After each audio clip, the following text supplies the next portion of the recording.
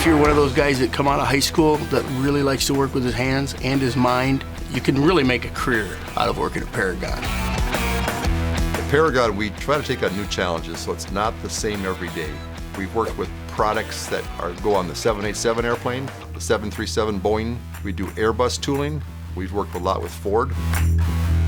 Over the past couple of years, we've designed virtual machining. So if you think along the lines of a video game or video game development, this parallels that.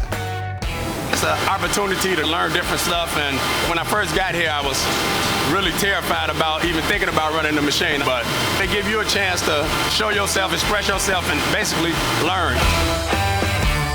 We invest a lot in our people. We want people to make a career out of this, and we want them to stay. We're not going to place someone in a position that they absolutely dislike.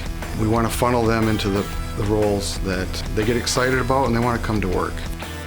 There are so many different things you could do. There's so many different opportunities. You never have to leave the building to change career paths.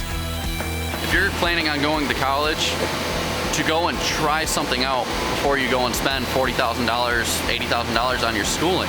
Try something different. You may find out you like it.